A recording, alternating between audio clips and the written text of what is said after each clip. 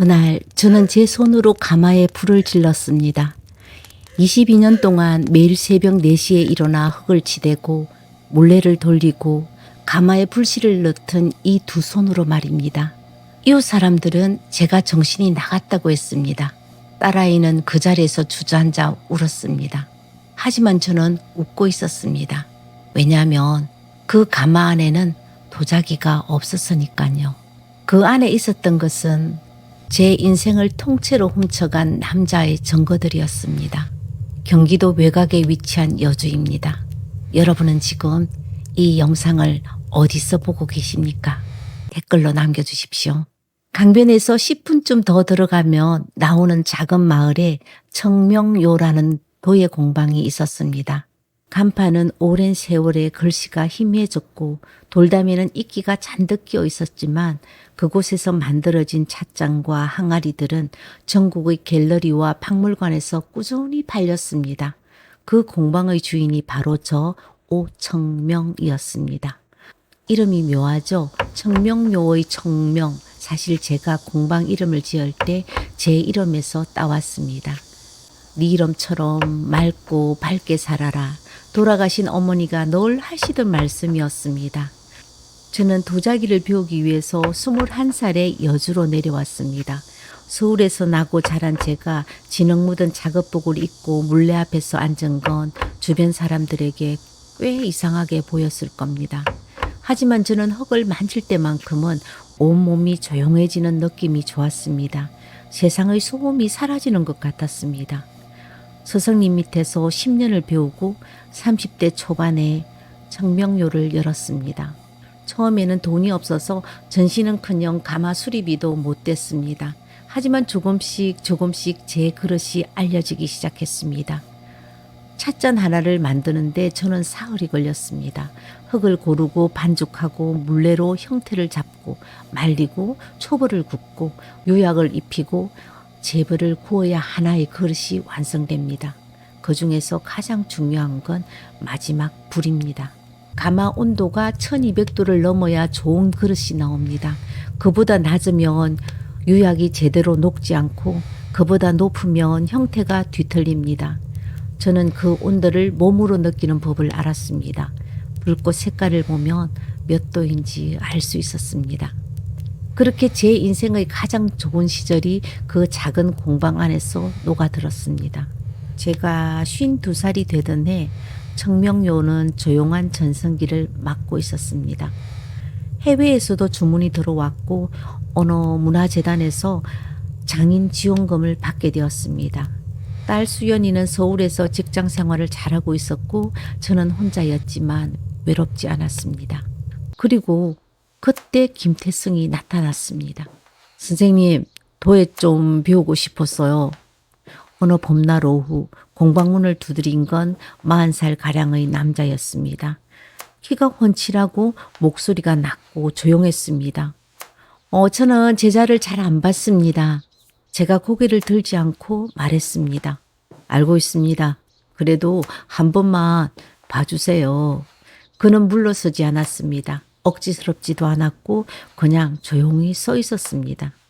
저는 그 태도가 마음에 들었습니다. 졸라대는 사람보다 기다리는 사람이 더 배울 준비가 된 사람이니까요. 그럼 일주일만 봐드리겠습니다. 소질 없으면 그때 돌려보낼 겁니다. 김태성은 그 말에 꾹뻑 고개를 숙였습니다. 그런데 그 사람은 소질이 있었습니다. 처음 물레를 잡는 사람은 대부분 손에 힘을 너무 줍니다. 흙은 힘으로 다루는 게 아니라 느낌으로 다루는 건데 초보자는 잘 모르거든요. 그런데 김태성은 처음부터 손에서 힘을 뺄 줄 알았습니다. 흙이 원하는 대로 따라가는 것 같았습니다. 혹시 전에 도예 배운 적 있나요? 아니요. 그냥 어릴 때부터 손으로 만드는 걸 제가 좀 좋아했었거든요. 그는 한 달이 지나자 기본 형태를 혼자 잡을 수 있게 되었습니다. 석 달이 지나자 제가 도와주지 않아도 가마 관리를 맡겨도 될 정도가 되었습니다. 그 사이 저는 자연스럽게 그와 많은 이야기를 나눴습니다. 그는 원래 서울에서 인테리어 회사를 다니다 번아웃이 와서 그냥 그만뒀다고 했습니다. 이혼을 했고 아이는 없다고 했습니다. 새로 시작하고 싶어서 내려왔다고 했습니다. 저도 모르는 사이 그 사람 이야기에 마음이 열렸습니다. 딸아이 수연이와도 자주 연락은 했지만 일상적인 이야기를 나눌 사람이 제 주변에 없었다는 걸 그때 처음으로 깨달았습니다. 선생님은 왜 도예를 하세요? 어느 날 가마불을 지키며 김태승이 물었습니다. 저는 잠시 불꽃을 바라보았습니다. 불이 그릇을 완성시키거든요. 내가 아무리 잘 만들어도 불을 그치지 않으면 그냥 헛덩이에요. 저는 그 순간이 좋아요. 내 손을 벗어나서 진짜가 되는 그 순간요. 김태성은 가만히 고개를 끄덕였습니다. 저는 그때 그가 제 말을 정말 이해하는 사람이라고 생각했습니다. 그 생각이 틀렸다는 것을 알기까지는 2해가 걸렸습니다. 김태승이 공방에 들어온 지 6달이 지났을 때 그가 조심스럽게 꺼낸 말이 있었습니다. 선생님, 청명요가 좀 더 알려지려면 온라인 판매를 해야 할 것 같은데요. 맞는 말이었습니다. 저는 인터넷에 어두웠고 홈페이지도 오래되어 방치된 상태였습니다. 제가 해드릴게요. 제가 원래 하던 일이라 잘할 수 있습니다. 그렇게 김태성은 공방의 온라인 채널과 판매를 맡게 되었습니다. 그의 손을 거치면서 주문이 늘어났습니다. 인스타그램 계정 팔로우가 빠르게 늘었고 외국에서도 문의가 들어왔습니다. 저는 그를 믿었습니다. 아니, 저는 그를 가족처럼 여기기 시작했습니다. 그게 2번째 실수였습니다. 김태승이 공방에 들어온 지 10넉 달째 되던 날, 저는 가마 근처 작업대에서 새 시리즈 시안을 그리고 있었습니다. 김태승은 사무실에서 노트북을 보고 있었습니다. 그때 김태성의 휴대폰이 울렸습니다. 그는 얼른 전화를 받으려다 화면을 보더니 잠깐 망설였습니다. 그리고 전화기를 들고 사무실 밖으로 나갔습니다. 그게 다였습니다. 뭐 대단한 장면이 아니었습니다. 누구나 개인 전화를 밖에서 받을 수 있습니다. 저도 그 순간엔 그냥 넘겼습니다. 그런데 그 다음 달에도 비슷한 일이 있었습니다. 다른 번호에서 전화가 올 때는 공방 안에서 그대로 받는데 어떤 번호에서 오면 반드시 밖으로 나가서 받았습니다. 저는 그게 궁금했지만 물어보지 않았습니다. 그의 사생활에 개입하는 건 제 성격이 아니었거든요. 그리고 매출 장부를 보다가 이상한 걸 발견했습니다. 김태승이 정리한 엑셀 파일에는 월 매출이 정리되어 있었습니다. 그런데 제가 직접 주문서에서 합산한 금액과 장부 금액이 미묘하게 달랐습니다. 아주 조금이었습니다. 2만 원? 3만 원? 아니면 5만 원. 처음엔 반올림 오류거나 수수료가 빠진 거라고 생각했습니다. 전 그렇게 믿고 싶었습니다. 그런데 다음 달도 그 다음 달도 똑같이 차이가 났습니다. 매번 장부 쪽이 조금씩 적었습니다. 저는 그것을 김태승에게 물어보지 않았습니다. 대신 조용히 확인하기 시작했습니다. 판매 플랫폼에 직접 들어가 보았습니다. 김태승이 세팅해준 계정이었는데 비밀번호를 알고 있었습니다. 판매 내역을 하나하나 꺼내서 직접 계산했습니다. 차이가 있었습니다. 한 달에 30만 원에서 50만 원씩이 차이가 났습니다. 제 가슴이 싸늘했었습니다. 하지만 저는 아무 말도 하지 않았습니다. 왜냐하면 혹시 제가 잘못 계산한 건지도 모른다고 생각했기 때문입니다. 그를 믿고 싶었기 때문입니다. 그게 제 3번째 실수였습니다. 그로부터 2달 뒤 문화재단에서 연락이 왔습니다. 저는 매년 재단에서 장인 지원금을 받고 있었습니다. 심사를 통과하면 작업비, 전시비, 해외 교류 프로그램 비용을 지원받는 제도였습니다. 그런데 재단 담당자가 전화를 해서 이상한 말을 했습니다. 오 선생님, 혹시 이번 지원금 신청을 대리인을 통해서 하셨나요? 저는 그 말의 의미를 처음엔 이해하지 못했습니다. 무슨 말이세요? 저는 신청한 적이 없는데요. 네? 그런데 청명요 명의로 지원금 신청서가 들어왔거든요. 여기 보니까 대리 신청이라고 서류에 기재되어 있어요. 전화를 끊고 저는 한참 앉아 있었습니다. 김태성에게 물었습니다. 재단 지원금 신청한 거예요? 그가 잠깐 굳더니 대답했습니다. 아, 네. 제가 선생님 드리려고 대신 신청한 거예요. 기한이 촉박했어요. 내가 사인한 서류는 어디서 났나요? 그가 머뭇거렸습니다. 선생님께서 지난번에 서명하신 서류들 있잖아요. 거기서 참고했어요. 참고했다고 했습니다. 저는 그때 알았습니다. 제 서명을 어딘가에서 옮겨 쓴 것이었습니다. 그런데 저는 또 아무 말도 못했습니다. 다음부터는 미리 말해요. 그 한마디만 하고 저는 작업실로 들어갔습니다. 그날 밤 저는 혼자 앉아서 처음으로 울었습니다. 그 눈물이 배신 때문인지 아니면 제가 아직도 믿고 싶어서 외면하는지 제 자신이 싫어서인지 알 수가 없었습니다. 그 뒤로 김태성은 달라졌습니다. 아니 달라진 게 아니라 제가 그를 다르게 보기 시작한 겁니다. 그가 전화를 밖에서 받을 때 저는 무심코 유리창 너머로 그의 표정을 보게 되었습니다. 그는 웃고 있었습니다. 공방에서 저와 있을 때와는 다른 얼굴로. 어느 날 그가 창고 정리를 도와주겠다고 했습니다. 저는 괜찮다고 했는데 그가 굳이 들어왔습니다. 창고 안에는 제 작업 기록들이 있었습니다. 20년치 작업 일지, 요약, 배합 노트, 가마 온도 기록 등. 그가 그 노트를 유심히 들여다보는 걸 봤습니다. 저는 모른 척했습니다. 그날부터 저는 노트들을 집으로 옮기기 시작했습니다. 한꺼번에 옮기면 티가 날까봐 매일 조금씩 조금씩. 왜 그랬는지 그때도 정확히 몰랐습니다. 그냥 몸이 먼저 알았던 것 같습니다. 그해 겨울 딸 수연이가 내려왔습니다. 엄마, 김태성 씨 좀 이상하지 않아요? 수연이가 밥을 먹다가 갑자기 꺼낸 말이었습니다. 왜? 엄마랑 있을 때랑 없을 때랑 너무 달라요. 저 오늘 엄마가 밭에 나가 있는 동안 그 사람이 사무실에서 뭘 출력하는 거 봤거든요. 뭐? 그게 서류였어? 잘은 못 봤는데요. 청명료 관련 서류 같기도 하고요. 사업자 등록 관련 같기도 하고.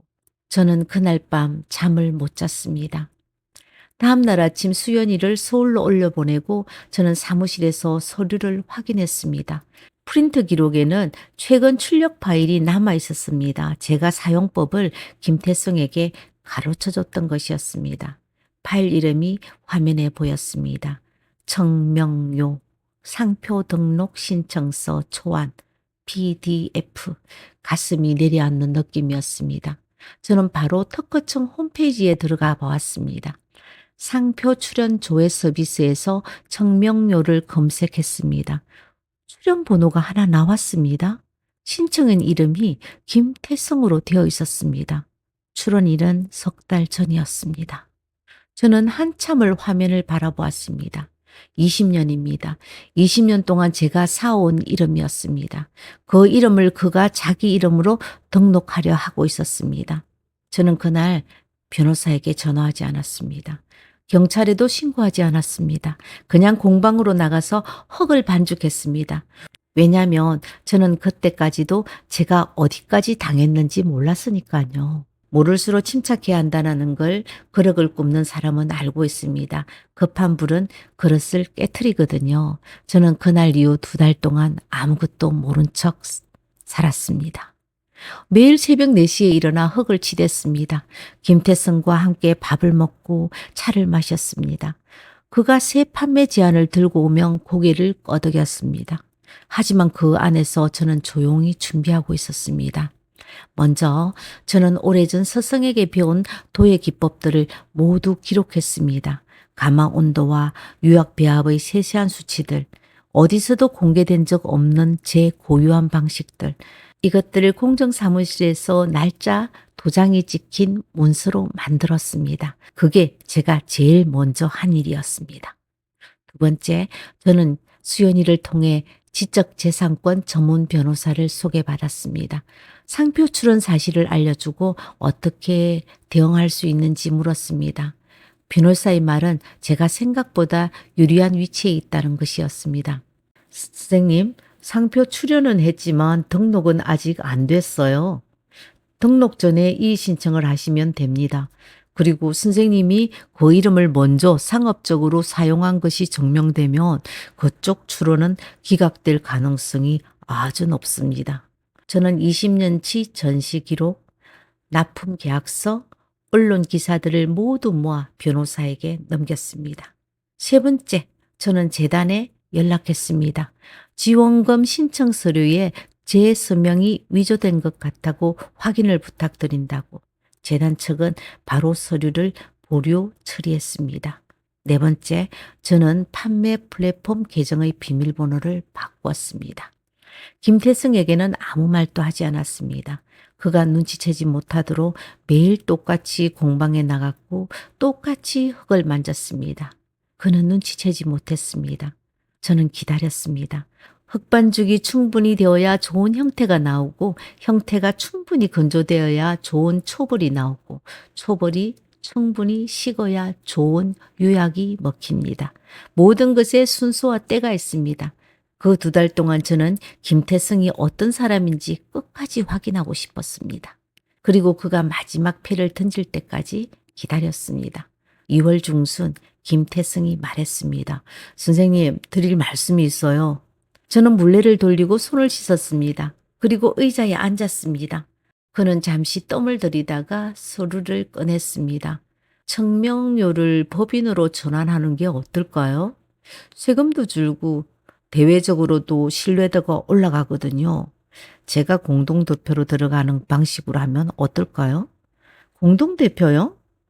저는 그 서류를 들여다보았습니다. 법인 등기 서류 초안이었습니다. 거기에 대표이사 김태성, 공동대표이사 오청명이라고 적혀 있었습니다. 그가 대표가 되고 내가 공동대표가 되는 구조였습니다. 저는 서류를 내려놓고 말했습니다. 생각해 볼게요. 그가 기대에 찬 얼굴로 말했습니다. 선생님, 이거 2 사람 다 좋은 방향이에요.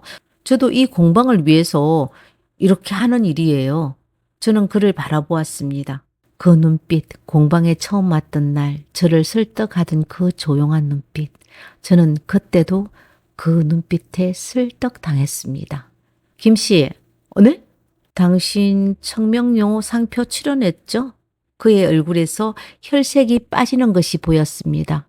그리고 재단 지원금 서류에 제 사인 위조했죠? 그가 입을 열었다 닫았습니다. 그리고 매달 판매 수익 일부를 빼돌리고 있었죠? 이번엔 그가 아무 말도 하지 않았습니다. 저는 조용히 일어나 창고문을 열었습니다. 그 안에 상자가 하나 있었습니다. 지난 2달 동안 제가 모은 증거들이었습니다. 판매 플랫폼의 실매출 캡처본, 재단 지원금 서류 사본, 상표 출원 조회 결과, 공정 완료된 재기술 문서, 이게 다 뭔지는 알죠? 김태승이 그제야 말했습니다. 선생님, 그건 오해가 있으신 것 같은데요. 저는 웃었습니다. 제가 20년 만에 처음으로 그런 웃음을 지은 것 같습니다. 오해요? 네, 제가 많이 오해를 했죠. 당신을 좋은 사람이라고 내가 많이 오해를 했어요. 김태성은 공방을 나갔습니다. 조용히 나간 게 아니라 제가 모아둔 서류를 보고도 잡아떼다가 결국 자기가 한 일이 드러나자 자리를 벅차고 나갔습니다. 당신 결국은 혼자야. 그 공방에서 혼자 늙어가면서 뭘 얻겠다는 거야. 그 말을 끝으로 그는 나갔습니다. 저는 그 자리에서 한참 서 있었습니다. 그 말이 아프지 않다고 하면 거짓말이 되겠죠. 하지만 저는 알았습니다. 그가 나를 비웃으면서도 자기 자신이 얼마나 무너진 사람인지 모르고 있다는 걸. 일주일 뒤 변호사를 통해 김태승에게 민사소장이 날아갔습니다. 상표 출원 이의 신청도 정식으로 제기했습니다. 재단에는 제가 직접 찾아가서 경위를 설명했고 재단은 김태성의 대리 신청을 취소했습니다. 경찰 고소도 접수했습니다. 서명 위조, 업무상 횡령. 수연이가 내려왔습니다. 그리고 저를 안았습니다. 엄마, 혼자 다 했어요? 그래야지. 왜 나한테 말 안 했어요? 저는 한참 생각하다 말했습니다. 이건 엄마가 직접 해결해야 할 것 같아서. 그 말이 맞았습니다. 이건 제 공방이고 제 이름이고 저의 20년이었습니다. 누군가 대신 사와주는 게 아니라 제가 직접 지켜야 하는 것이었습니다. 그 봄 저는 새 시리즈를 시작했습니다. 김태성이 들어오기 전 제가 혼자 구상했던 시리즈였습니다. 그때는 시간이 없어서 미뤄뒀던 것들, 흙은 변하지 않았습니다. 물레도 그대로였습니다. 가마도 그 자리에 있었습니다. 저는 새벽 4시에 일어나 흙을 치댔습니다. 며칠 뒤 재단에서 연락이 왔습니다. 이번 지원금 신청 기간이 다시 열렸으니 직접 신청하겠냐고. 저는 직접 서류를 썼습니다. 제 손으로, 제 이름으로. 상표 이의 신청도 통과되었다는 연락이 왔습니다. 김태성의 출원은 기각됐고 청명요의 제 이름으로 정식 등록되었습니다. 형사사건은 시간이 걸릴 것입니다. 법은 느립니다. 하지만 저는 기다릴 수 있습니다. 좋은 그릇도 시간이 걸리니까요. 가마에 불을 지피면 처음엔 연기가 납니다. 익숙하지 않는 사람은 그 연기가 싫어서 불을 꺼려 합니다. 하지만 장작이 제대로 붙기 시작하면 연기는 사라지고 투명한 불꽃만 남습니다. 저는 김태성을 용서하지 않았습니다. 그를 이해하려고도 하지 않았습니다. 그건 제 일이 아닙니다. 그런데 이상한 건 그 일이 끝나고 나서 제 그릇이 바뀌었다는 겁니다. 더 단단해졌습니다. 두드려도 잘 깨지지 않는 그릇. 왜인지 알 것 같았습니다. 불이 새면 그릇이 더 단단해집니다. 그 두 해가 저에게는 세찬 불이었던 겁니다. 저는 그 불을 이겨낸 것입니다. 여러분, 혹시 지금 세찬 불 앞에서 서 있으신가요? 그 불이 두렵고 뜨겁고 무너지고 싶다는 생각이 드는 날이 있을 겁니다. 하지만 기억해 주십시오. 불이 새야 더 좋은 그릇이 나옵니다.